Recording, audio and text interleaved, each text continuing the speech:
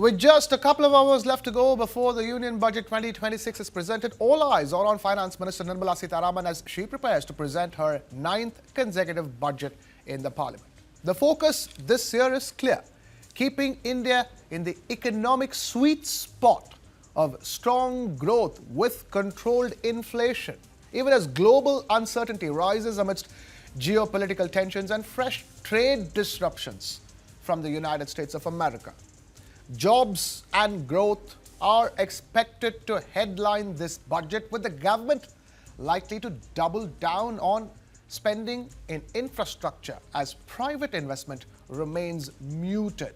The centre has already stepped in with a sharp rise in capital expenditure, and more support for manufacturing, exports and logistics is on the cards.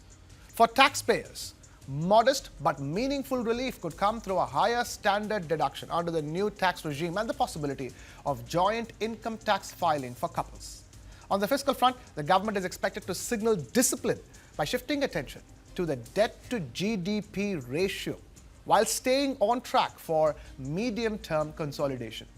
Agriculture, artificial intelligence and electric mobility are seen as major thrust areas, with expectations of higher rural income support, a big push for the Bharat AI mission, and fresh momentum for EV adoption. The budget process itself reflects a new era, moving out of North Block to Kartavya Bhavan, underscoring both continuity and change. We have my colleague Sabyasachi Roy now joining us live from outside Finance Minister Nirmala Sitharaman's residence. Sabyasachi, thank you for being with us. A very good morning. A very important budget, a historic budget for the Finance Minister, the 9th consecutive budget. Well, that's right. See, it's the 9th consecutive budget of Finance Minister Nirmala Sitharaman.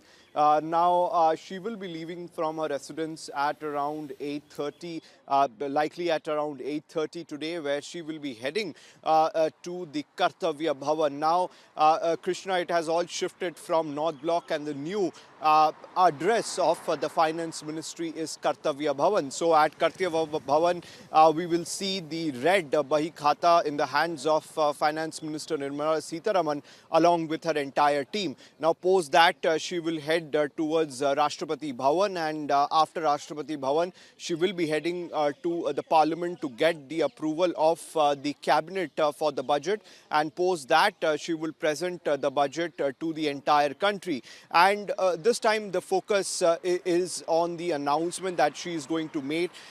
Key sectors, if you talk about railways, infrastructure, tourism, agriculture, we are learning from our sources that a major boost could be given to the Kisan Samman Nidhi Yojana. From 6,000 it is likely to be increased to 9,000 rupees for the Kisan.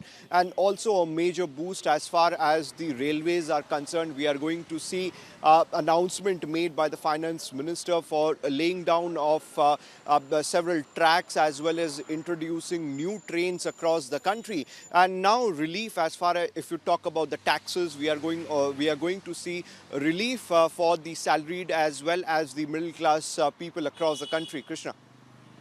Right, Sabyasachi Roy there getting us that live report from outside Nirmala Sitharaman, our Finance Minister's residence. Stay with us. We're also being joined by Sunita Jha, my colleague. Sunita, great to have you with us this morning. A very important budget, as Sabyasachi was talking about. All eyes, as far as the viewers are concerned, are going to be on what are going to be the changes announced as far as the income tax rules are concerned. Will there be a greater standard deduction or not, is something that everybody's looking forward to.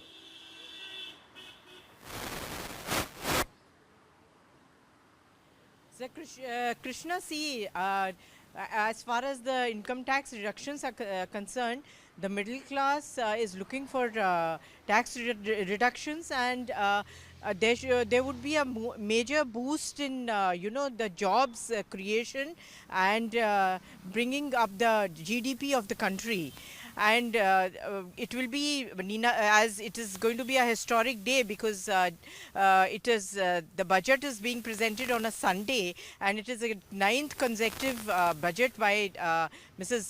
Sitharaman. and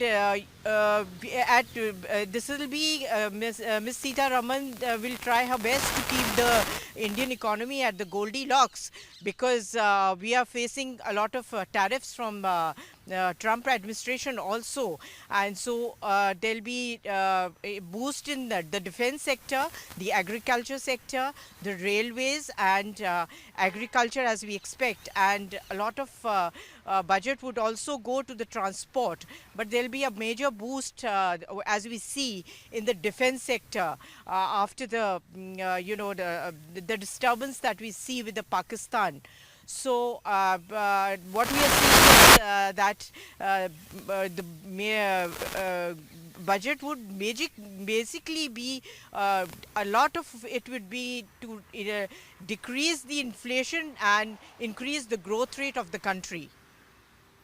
The growth rate of the country, and that is something that's going to be watched out for, isn't it, Sabyasachi? Because at this stage, one is definitely in every budget the questions are always about income tax and the changes introduced in that income tax slabs. But this time around, we have to remember that on the 1st of April is when the new IT Act, Income Tax Act, comes into place. Hoping for a reduction of complexity, and that is something that to look forward to. And of course, questions are being asked on whether there'll be standard reduction, also the taxation on interest income, will that be reduced as well? But for the big picture, as far as the budget is concerned, Sabyasachi Roy, the job creation initiatives, the capital investment initiatives, those announcements will be very important, because one is there are fears of the GDP possibly slowing down in the next financial year. So it's very important that there are policies to boost GDP, but at the same time, the debt to GDP ratio of the country and balancing that is going to be very important in this budget. Well, that's right, Krishna. See, if you talk about the salaried and the middle class, it is very much important as far as the taxation is concerned. And we had seen that there has been a continuous confusion between the old tax and the new tax, and the centre had tried its best to clarify.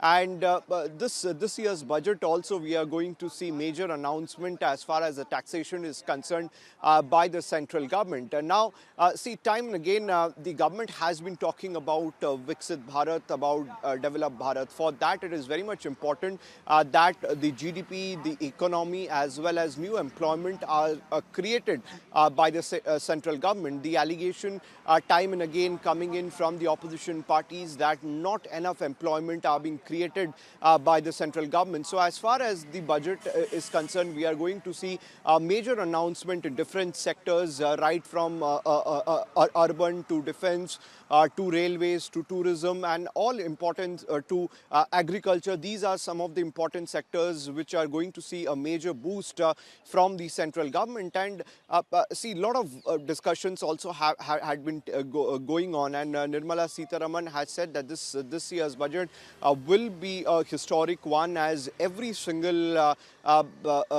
class across the country will get benefit from this year's budget. See, on one hand, the opposition in fact continuously has been raising questions on the central government regarding the employment that the central government has able to create. Also, they have been comparing how the dollar every single day have been increasing in comparison to the rupees. So question mark has been raised by the opposition parties as far as the economy is concerned. But we are hoping that this year's budget will bring some relief, more relief to the salaried and the middle class person. And Krishna, it is also important to note that the polls are also coming in 5 states. So definitely a major boost will be given to the 5 states where the polls is coming in the next few months. Important point that you raised away, Sabyasachi. Sunita Jha, that's also important, isn't it? We are in a poll-bound year, 5 states going into elections, so definitely one can look out for special allocations for those states. But specifically for this budget, the big expectations are also about the main thrust areas, like artificial intelligence, possibly the Bharat AI mission, where the government is allocating a certain sum of money for India's development of artificial intelligence. That can be expected, and of course, a greater spending as far as the defense is concerned.